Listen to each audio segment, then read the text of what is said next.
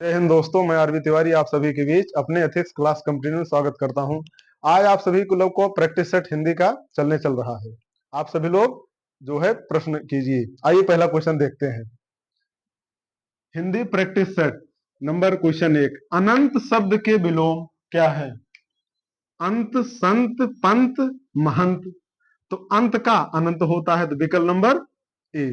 आइए अगला क्वेश्चन देखते हैं। क्वेश्चन नंबर है 2, संसार की भाषाओं में हिंदी का कौन सा स्थान है? तो पहली बात, पहला है जो वो है, पहले तो मंदारिन चीनी थी, लेकिन अब तो नया डेटा है, जो पहला हो गया है अंग्रेजी, दूसरा मंदारिन चाइनीज,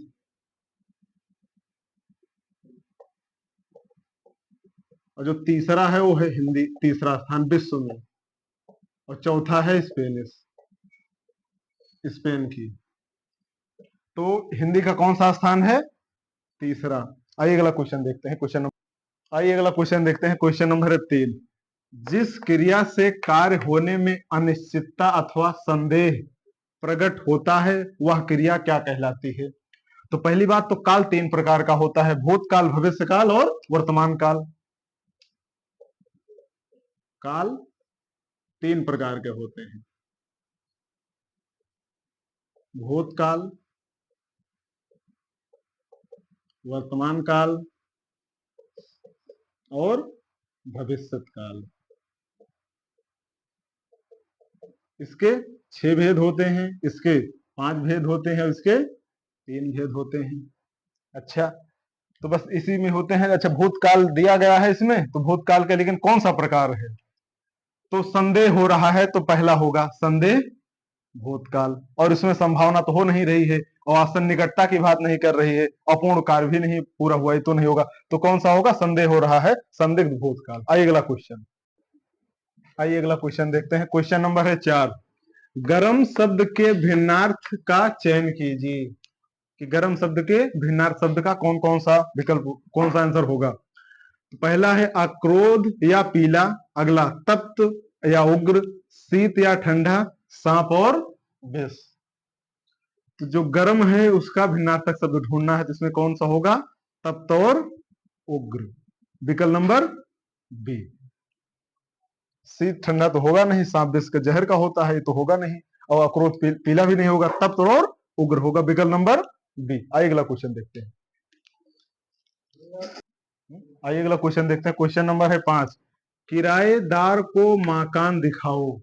निम्नलिखित वाक्य में क्रिया के भेद बताइए, कौन सा क्रिया का भेद है? तो इसमें जो है किराएदार को क्या दिखाओ? मकान दिखाओ। इसमें है 2 क्रिया, कौन सा? तो इसमें होगा 2 कर्मक, ना तो प्रेरणार्थक, ना तो संयुक्त, ना तो अकर्मक, तो विकल्प नंबर है ए। आइए अगला क्वेश्चन देखते हैं। क्वेश्चन नंबर है 6, अति शब्द के विलोम शब्द कौन से हैं? सति, अल्प, कल्पना, कल्प। तो जो है अति का विलोम शब्द अल्प होता है, विकल्प नंबर बी। ना तो सत्य, ना तो कल्पना, ना तो कल्प, तो अति का विलोम शब्द अल्प होगा, विकल्प नंबर बी। चलिए आइए अगला क्वेश्चन देखते हैं। क्वेश्चन नंबर है 7, दिए गए वाक्यांश का वाच्य परिवर्तन करें। तो पहली बात तो हिंदी में वाच्य 3 प्रकार के होते हैं, तो पहले पढ़ लीजिए। लड़कियां गीत गा रही थी, गा रही हैं, नंबर 1 क्या होगा? इसका वाच्य परिवर्तन करना है। तो पहली बात, हिंदी में वाच्य 3 प्रकार के होते हैं, कौन कौन से? कृत, कर्म और भाववाच्य। इसमें कर्ता प्रधान होता है, इसमें कर्म, इसमें कुछ नहीं, इसमें समर्थता असमर्थता का भाव बताया जाता है, वही भाव। अच्छा, अब तो लड़कियां गीत गा रही हैं, इसका वाच्य परिवर्तन करना है। तो पहली बात, ये लड़कियां गीत गा रही हैं, ये तो कर्म है, ओ कर्ता कृत है, कर्ता प्रधान है। अच्छा, इसमें इसको कर्म में बदलना है, लेकिन बोला नहीं गया है, तो आप पहले कर्म में देखिए मिलता है कोई। तो कर्म की पहचान क्या है? के द्वारा, तो द्वारा कहीं पर देख लीजिए। तो लड़कियां गीत गाती थी, ये तो नहीं होगा, और लड़कियां गीत गाएंगी, ये भी नहीं। लड़कियां गीत गा रही थी, ये भी कर्म नहीं है। और लड़कियों द्वारा गीत गाए जा रहे थे, विकल्प नंबर है डी। आइए अगला क्वेश्चन देखते हैं। आइए अगला क्वेश्चन देखते हैं। क्वेश्चन नंबर है 8। प्रेम वाटिका किसकी रचना है? प्रेम वाटिका किसकी रचना है? तो ये रचना में है, आपको रचना बहुत याद करना पड़ेगा, ज्यादा है नहीं, थोड़ा बहुत याद कर लीजिए। जो नंददास, परमानंद दास, कृष्णदास, ये तो तीनों अष्टछाप के कवि हैं। इसमें आंसर हो जाएगा रसखान। इनकी और है, तो ये तो रसखान की अंतिम अंतिम रचना है। रसखान के बचपन का नाम, बचपन का नाम सैयद इब्राहिम था। सैयद इब्राहिम था। ये ब्रज भाषा के कवि थे, ब्रज भाषा के कवि थे। तो प्रेम वाटिका, सुजान सागर, दान लीला, अष्टयाम जो है रसखान की रचना है। और जो ये प्रेम वाटिका है रसखान की अंतिम रचना है। और ये इनके बचपन का नाम सैयद इब्राहिम है, जो रसखान जो है ब्रज भाषा के कवि हैं। आइए अगला क्वेश्चन देखते हैं। आइए अगला क्वेश्चन देखते हैं। क्वेश्चन नंबर है 9। बिहार की लिपि क्या है? तो गुरुमुखी लिपि, देवनागरी लिपि, कैथी लिपि, ब्राह्मणी लिपि।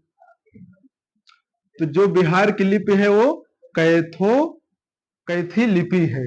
विकल्प नंबर है सी। ना तो गुरुमुखी, ना तो देवनागरी, देवनागरी भारत की लिपि है। और ब्राह्मणी जो कि बाएं से दाएं बोली जाती है। बिहार की लिपि है कैथी लिपि, विकल्प नंबर है सी। आइए अगला क्वेश्चन देखते हैं। आइए अगला क्वेश्चन देखते हैं। क्वेश्चन नंबर है 10। कनक शब्द का भिन्नार्थक शब्द का चयन कीजिए। ये जो भिन्नार्थक शब्द है, ये सम श्रुत भिन्नार्थक जो है, ये नहीं कि भिन्न है इसमें, ना ना, ये जो पर्यायवाची के अकॉर्डिंग आता है जो है। तो कनक, कनक का बहुत अर्थ होता है सोना, सोना, धतूरा, गेहूं, यही सब होता है। तो कौन से विकल्प में है? शान चांदी नहीं होगा, चांदी पीतल ये भी नहीं, सेना और कांसा ये भी नहीं। जो होगा सोना और गेहूं, विकल्प नंबर है डी। सोना और गेहूं कनक शब्द का भिन्नार्थक शब्द हो गया है। ठीक है। आइए अगला क्वेश्चन देखते हैं। आइए अगला क्वेश्चन देखते हैं। क्वेश्चन नंबर है 11। नगर शब्द का लिंग बदलिए। तो पहली बात, लिंग हिंदी में दो प्रकार के होते हैं। कौन कौन सा? पुल्लिंग और स्त्रीलिंग। जिसमें पुरुषों का भेद होता है पुल्लिंग है, जो स्त्री का भेद होता है उसे स्त्रीलिंग कहते हैं। हिंदी में दो प्रकार की लिंग होती है। तो यही जो नगर है इसका लिंग बदलना है। तो नगर होता है, तो ये है पुल्लिंग, इसका क्या करना है? स्त्रीलिंग। तो नगर का नागरी होगा? ये नहीं होगा। नगर का नागर, ये भी नहीं। नगर का नगरी, स्त्रीलिंग हो गया है। और फिर लिंग बदलना है तो नहीं बताना है पुल्लिंग है स्त्रीलिंग, लेकिन नगर का क्या हो जाएगा? नगरी, विकल्प नंबर है सी। आइए अगला क्वेश्चन देखते हैं। आइए अगला क्वेश्चन देखते हैं। क्वेश्चन नंबर है 12। निम्न शब्द पर्याय, ये जो पर्याय लिखा गया है, अब थोड़ा एग्जामिनर चालाक हो चुका है, पर्याय देकर कंफ्यूज करता है, लेकिन है पर्यायवाची ही। तो पर्यायवाची के लिए दिए गए 4 विकल्पों में से उचित विकल्प चुनिए। मतलब आपत्ति, आपत्ति का पर्यायवाची शब्द क्या होगा? आपत्ति, आपत्ति विपत्ति है, जो जो विपत्ति आती है, कष्ट होता है, यही सब आपत्ति है। कोई संकट आ गया, वही है आपत्ति, उसी का विलोम, उसी का पर्यायवाची होगा। तो विकल्प नंबर पहला में मैच कर रहा है कि आपत्ति विपत्ति जो है यही है। अगर अच्छा, जो संपत्ति है ये तो विपत्ति का उल्टा होता है संपत्ति। अच्छा, सुख का दुख विलोम शब्द गलती तो होगा नहीं, ये नहीं होगा। तो आपत्ति का पर्यायवाची विपत्ति, आपत्ति। ठीक है। आइए अगला क्वेश्चन देखते हैं। आइए अगला क्वेश्चन देखते हैं। क्वेश्चन नंबर है 13। जो किसी पद पर पहले रहा हो वाक्यांश के लिए एक शब्द को चुनिए। जो किसी पद पर पहले रहा हो, यानी काशी के लिए एक शब्द है। सत्तासीन, पदवीदार, पदारूढ़, भूतपूर्व। इसका होगा भूतपूर्व, जो पहले रहा हो, मतलब जो पहले रहा हो कहीं ड्यूटी पर या कहीं स्थान पर, वही उसी को कहते हैं भूतपूर्व। विकल्प नंबर है डी। आइए देखते हैं अगला क्वेश्चन। क्वेश्चन नंबर है 14। अंध शब्द के तत्सम शब्द का चयन कीजिए। तो इसका ये अंध जो है ये तो तद्भव है, तभी आपका तत्सम ज्ञात करना है। तत्सम और तद्भव जान लीजिए क्या है। तत्सम जो संस्कृत के जो के त्यों आ जाए, और जो तद्भव है जो संस्कृत से बदलने के बाद आए, उसे तद्भव कहते हैं। अच्छा, तो अंध शब्द का क्या होगा? तत्सम शब्द। तो अंध का क्या होगा? अंधा। विकल्प नंबर है डी। ना तो वधिर, ना तो मूक, ना तो अंधेरा। तो अंध का तत्सम क्या है? अंधा। आइए अगला क्वेश्चन। आइए अगला क्वेश्चन देखते हैं। क्वेश्चन नंबर है 15। तीन बेर खाती है वो तीन बार खाती है, दिए गए वाक्य में अलंकार को पहचानिए। तो जो इसमें देखिए जो बेर है वो दो बार, नहीं नहीं बार, एक मिनट हो गया। तीन बेर खाती है, तीन बेर खाती है वो तीन बेर खाती है। एक बेर होता है फल और एक बेर होता है समय, बार बार जो है। तो इसमें एक ही शब्द है, उसका लेकिन अर्थ अलग अलग है। तो यहां पर कौन सा अलंकार होगा? यमक अलंकार। अच्छा, अनुप्रास के अलंकार क्या होते हैं? इसमें सब शब्द की जो है आवृत्ति बार बार होती है, जैसे तरन तर्रा तर तमाल तरवर बहुछय, जो ता है इसकी आवृत्ति बार बार हो रही है, वहां पर अनुप्रास अलंकार होगा। उपमा तो यमक तो हो ही गया। अच्छा, जो उपमा है, उपमा अलंकार के भेद ये शब्द अलंकार में आता है, तो अर्थालंकार में आता है। जो उपमा अलंकार है इसका जो है पीपर पात सरिसमन डोला, इसका बहुत बढ़िया विकल्प है। बहुत है उदाहरण, याद कर लीजिए। मानवीकरण का होता है। आइए अगला क्वेश्चन देखते हैं। आइए अगला क्वेश्चन देखते हैं। क्वेश्चन नंबर है 16। सुरेश स्कूल की ओर गया। सुरेश स्कूल की ओर गया, दिए गए वाक्य में से अव्यय के प्रकार को पहचानिए। अव्यय तो एक अविकारी शब्द है, तो इसमें सुरेश स्कूल की ओर गया, उसका स्थान परिवर्तन हो रहा है, वो गया है। तो इसमें जो विस्मादी है, तो इसमें तो यही मिलता है, ये तो होगा नहीं। विकल्प नंबर ए। क्रिया विशेषण, तो ये जो है क्रिया की विशेषता बता रहा है कि और गया, दाएं बाएं जो है। अच्छा, जो संबंध है, संबंध तो होगा नहीं इसमें कि संबंध बता रहा है। और समुच्चय, समुच्चय भी नहीं होगा, इसमें जोड़ने की भी बात नहीं कर रहा है, ना संबंध भी बता रहा है, और ना तो विस्मयादि का अगर चिन्ह होता तो विस्मयादि बोधक हो जाता। तो ये है क्रिया विशेषण अव्यय। विकल्प नंबर बी। आइए अगला क्वेश्चन देखते हैं। क्वेश्चन नंबर है 17। निम्नलिखित में से कौन सा पद ए या प्रत्यय लगने से बना है? मतलब ए या प्रत्यय लगने से बना है। जो उपसर्ग और प्रत्यय होते हैं ये शब्दांश होते हैं, ये शब्दांश होते हैं। लगने से बना प्रत्यय मतलब, अच्छा, दत्त एया, ये तो होगा नहीं, दत्त एया है ही नहीं। खेव प्लस एया, खेव प्लस एया, तो क्या हो जाएगा? खेवैया, इसमें मिल रहा है। रावेव, ये नहीं होगा। बाचय, ये भी नहीं होगा। तो क्या मिला? खेव प्लस एया मतलब खेवैया। तो इसमें जो प्रत्यय है, जो लास्ट में अंतिम में जुड़ता है वो है प्रत्यय, और जो पहले जुड़ता है वो है उपसर्ग। तो इसमें प्रत्यय पूछा था, एया है, तो खेवैया मिल गया। विकल्प नंबर है बी। आइए अगला क्वेश्चन देखते हैं। Question number 18। अंधे के हाथ बटेर लगना में मुहावरे के लिए सही अर्थ चुने।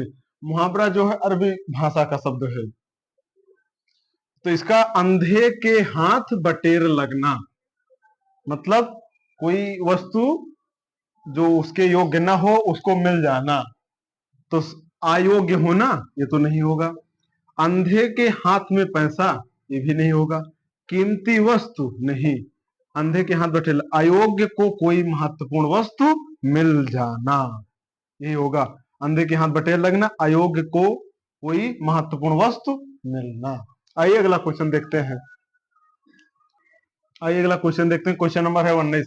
अत्याचार में कौन सा उपसर्ग है? तो भी बताया उपसर्ग और प्रत्यय शब्दांश होते हैं हिंदी में। अच्छा, अत्याचार, तो इसका पहली बात संधि विच्छेद अगर कर लें तो उपसर्ग बहुत आसानी हो जाता है। तो इसका लिख दीजिए अति प्लस अचार, क्या हो जाएगा अत्याचार। तो जो है पहले जो है वही है उपसर्ग, तो इसमें क्या हो जाएगा अति। कौन से विकल्प में है? विकल्प नंबर सी। आइए अगला क्वेश्चन देखते हैं। आइए अगला क्वेश्चन देखते हैं। अभिनय करने वाला पुरुष वाक्यांश के लिए उचित शब्द को चुनिए। तो अभिनय करने वाला पुरुष को क्या कहते हैं? अभिनेता। अच्छा, लेकिन ये तो पुरुष के लिए हो गया। अच्छा, जो स्त्री अभिनय करती है उसे अभिनेत्री कहते हैं। जो स्त्री अभिनय करती हो उसे अभिनेत्री करते हैं। ना तो अभिनय होगा ना तो अभिमान होगा। अभिनय करने वाला पुरुष अभिनेता कहलाता है। अच्छा, अभिनेत्री जो स्त्री अभिनय करती है उसे अभिनेत्री कहते हैं। और अगला क्वेश्चन देखते हैं। क्वेश्चन नंबर है 21। कान भरना, कान भरना में मुहावरे का सही अर्थ चुने। तो दवा डालना नंबर 1, दूसरा तेल डालना, अगला चुंगली करना, अगला ध्यान देना। तो जब कान भरना, किसी के कान में कुछ कहना जिससे उसको बुरा लगे, मतलब एक दूसरे की चुगली करना, ये होगा। तो किस विकल्प में है? चुगली करना। कान भरना मतलब चुगली करना। ना तो दवा डालना होगा, ना तो तेल डालना, ना तो ध्यान देना। ये होगा क्या है? चुगली करना। आइए अगला क्वेश्चन। चल आइए अगला क्वेश्चन है। क्वेश्चन नंबर है भाई, वचन बदलिए। किसका वचन बदलिए? खुरपी का। तो हिंदी में वचन दो प्रकार के होते हैं, पहले इसको जानिए। वचन दो प्रकार के होते हैं। क्या? एक वचन और बहुवचन। अब जैसे इसमें क्या है? खुरपी है, तो खुरपी का वचन बदलिए। तो ये खुरपी जो है एक वचन है, इसका बहुवचन में करना है। तो क्या खुरपा होगा? नहीं। खुरपे, खुरपे भी नहीं होगा। अच्छा, अगला खुरपियां। तो खुरपे का क्या होगा? खुरपियां। विकल्प नंबर है सी। खुरपो होगा नहीं, खुरपियां हो गया। वचन दो प्रकार का, एक वचन बहुवचन। जो एक वचन, बहुवचन जो अनेक बताए। तो खुरपी का बहुवचन होगा खुरपियां। आइए अगला क्वेश्चन देखते हैं। निम्न, क्वेश्चन नंबर है 23। निम्न शब्द की शुद्ध वर्तनी को छांटिए। तो ये दिया गया है वढ़ाई। वढ़ाई का शुद्ध वर्तनी क्या होगा? तो वढ़ई तो होगा नहीं, तो ना तो वाढ़ई होगा और ना तो बढ़ बढ़ई भी होगा। इसका होगा बढ़ाई। बढ़ाई विकल्प नंबर है बी। अच्छा, जैसे बढ़ई लिखना हो तो बढ़ई चाहिए से लिख दीजिए, चाहिए से लिख दीजिए बढ़ई। लेकिन ये बढ़ाई है, तो बढ़ाई, बढ़ई नहीं है। तो वहाई का, वढ़ाई का बढ़ाई। विकल्प नंबर है बी। आइए अगला क्वेश्चन देखो। क्वेश्चन नंबर है 24। अंक शब्द का विशेषण रूप लिखिए। तो मतलब जो क्रिया की विशेषता बताए उसे विशेषण कहते हैं। तो अंक शब्द का विशेषण क्या होगा? संकेत, संकेत नहीं होगा। अंकन, अंकन भी नहीं होगा। अंकित, अंक का क्या होगा? अंकित। ना तो पंक होगा। बस कुछ नहीं करना है इसमें, बहुत सरल प्रश्न है। ये रेडियो ऑपरेटर में आया था, ये सब प्रश्न आते हैं बहुत। आइए अगला क्वेश्चन देखते हैं। क्वेश्चन नंबर है 25। स्वयंभू को अपभ्रंश का कालिदास और पुष्पदंत को भवभूत किसने कहा है? आप हिंदी में पहली बात तो वर्तनी को भी विशेष ध्यान दीजिए। जैसे आपका स्वयंभू लिखना हो गया, अपभ्रंश सही वर्तनी लिखना हो गया, कालिदास भी पूछा जाता है, और फिर भवभूत भी पूछा जाता है, रासायनिक भी पूछा जाता है, हस्ताक्षर भी। वर्तनी विशेष बस लिखने का प्रयास कीजिए। वर्तनी ज्यादा टफ नहीं है, बस लिखते रहेंगे तो आता रहेगा। तो इसमें क्या पूछा गया? स्वयंभू को अपभ्रंश का कालिदास और पुष्पदंत को भवभूत किसने कहा है? तो इसको रेडियो ऑपरेटर में नया क्वेश्चन आया था, बुक में नहीं मिलेगा, लेकिन अब एग्जाम में दे दिया गया। इसको याद कर लीजिए। नंबर 1 पहला, डॉक्टर भयाड़ी ने कहा है स्वयंभू को अपभ्रंश का कालिदास और पुष्पदंत को भवभूत कहा है। कौन कहा? डॉक्टर भयाड़ी ने। अगला क्वेश्चन है क्वेश्चन नंबर 26। दिए गए वाक्य में सर्वनाम को पहचानिए। राम तुम्हें बुला रहा है। राम तुम्हें बुला रहा है। पहले सर्वनाम के भेद कितने होते हैं? 6। इनकी संख्या, ये तो भेद है, और संख्या कितनी होती है सर्वनाम की? 11। अच्छे प्रकार के होते हैं। तो इसमें अब आप ध्यान दीजिए, राम तुम्हें बुला रहा है। राम किसे बुला रहा है? तुम्हें। यही है सर्वनाम। विकल्प नंबर डी। आइए अगला क्वेश्चन देखते हैं। आइए अगला क्वेश्चन देखते हैं। क्वेश्चन नंबर है 27। रौद्र रस के देवता कौन है? अब रौद्र होता है क्रोध, मतलब क्रोध के देवता कौन है? विष्णु जी तो नहीं है, ये तो मनमोहक वाले हैं। महेंद्र, ये भी शंकर भगवान के हैं, ये भी नहीं है। अच्छा, श्री कृष्ण, ये भी नहीं है। रुद्र है। कौन है? रुद्र। रुद्र अवतार है। रौद्र रस के देवता कौन है? रुद्र। विकल्प नंबर डी। आइए अगला क्वेश्चन देखते हैं। क्वेश्चन नंबर है 28। निम्न वाक्य में कारक के प्रकार बताइए। कौन से प्रकार हैं? तो पहली बात, जो है हिंदी में कारक कितने प्रकार के होते हैं? 8। इसको ध्यान दीजिए, कारक 8 प्रकार के होते हैं। अब क्या पूछा गया? मुंबई दिल्ली से 1400 किलोमीटर दूर है। मुंबई किससे दूर है? दिल्ली से। कितना मीटर? 1400 किलोमीटर। मतलब अलगाव हो रहा है यहाँ पर। तो जब अलगाव की बात आती है तो इसमें अपादान कारक होते हैं। अपादान से अलगाव, अलग होने में अलग गाव होता है, तो यही होगा। अच्छा, अधिकरण में पर। अच्छा, कर्म, कर्म ने को होता है को, इसका कारक। अच्छा, करण से के द्वारा होता है। तो यहां पर मुंबई दिल्ली से 14 किलोमीटर दूर है, मतलब अलग है। किससे? मुंबई दिल्ली से 1400 किलोमीटर दूर है, अलगाव हो रहा है। जैसे पेड़ से पत्ते गिरते हैं, अपादान के कारक है। बिल्ली छत से कूद गई, अलग हो गई, तो अपादान कारक हो गए। आइए अगला क्वेश्चन देखिए। अगला है 29 नंबर क्वेश्चन। महाकवि सूरदास कितने ग्रंथ लिखे हैं? इन्होंने कुल 16 ग्रंथ लिखे हैं। इनकी रचना हर एग्जाम में पूछी जाती है, जैसे साहित्य लहरी,